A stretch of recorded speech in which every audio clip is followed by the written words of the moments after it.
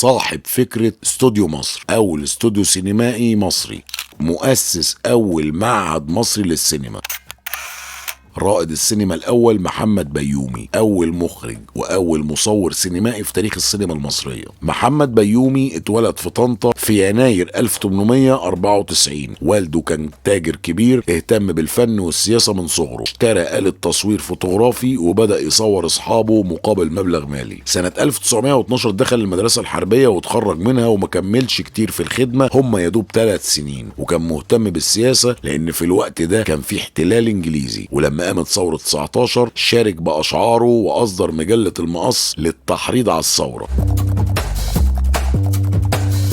قرر هو وصديقه بشارة وكيم ان هم يأسسوا فرقة وادي النيل المسرحية اللي قدمت عروضها على مسرح رشيد في اسكندرية، وشاركهم الفنانة الصاعدة وقتها ماري منيب ومجموعة فنانين من اسكندرية. وفجأة قرر يسافر اوروبا، لكن ما كانش السفر بهدف دراسة السينما، راح ايطاليا وبعدها راح فيينا، لحد ما قرر يسافر برلين بعد ما حدد هدفه في دخول مجال صناعة السينما.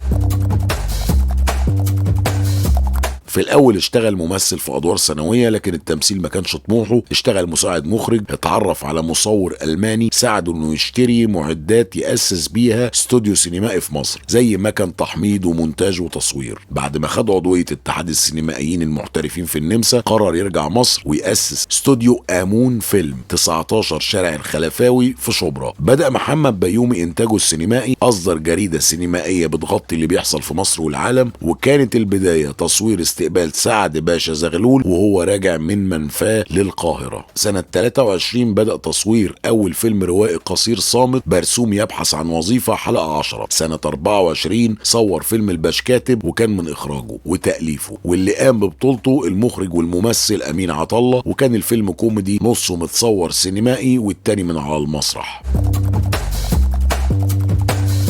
طور معداته السينمائية وعمل استوديو بيومي فيلم في 2 شارع جلال باشا. صور جنازة السير لستاك سردار الجيش المصري وحاكم السودان اللي اغتيل من مجموعة شباب. سنة 1925 طلعت حرب باشا قابله محمد بيومي وأقنعه يأسس قسم للسينما تابع لشركة إعلانات بنك مصر، واللي كانت واحدة من مجموعة شركات تابعة للبنك. طلعت حرب وافق واتعمل قسم للسينما مصر فيلم.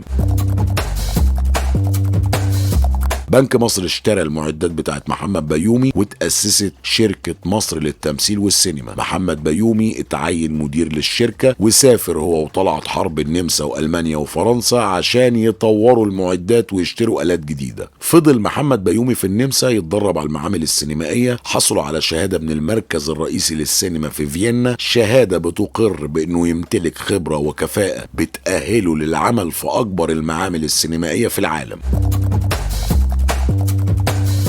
لما رجع مصر فوجئ بان الاحوال ما بقتش زي ما هي، اصيب بالاحباط. محمد بيومي قدم استقالته من الشركه سنه 26. محمد بيومي رجع اسكندريه محبط، اقام هناك بقيه عمره، عمل استوديو تصوير فوتوغرافي بيومي فوتو فيلم 16 شارع سعد زغلول. سنه 32 اعلن عن تاسيس المعهد المصري للسينما، وكان هدفه حمايه صناعه السينما، وكانت الدراسه في المعهد مجانيه للمصريين. كان مقره عباره عن 3 شقق جنب بعض في الدور الاول في 39 شارع المسلة في اسكندرية. زاد عدد الطلبة اللي عايزين يدرسوا سينما، وكان محمد بيومي يخطط ان المعهد يشتغل على مستويين، مستوى الدراسة والتاني انه يبقى مؤسسة انتاجية. فعلا المعهد انتج فيلم الخطيب نمرة 13 اللي اتكلمنا عنه في حلقة 33، اللي شارك في صناعته طلبة المعهد. الكلام ده كان سنة 33.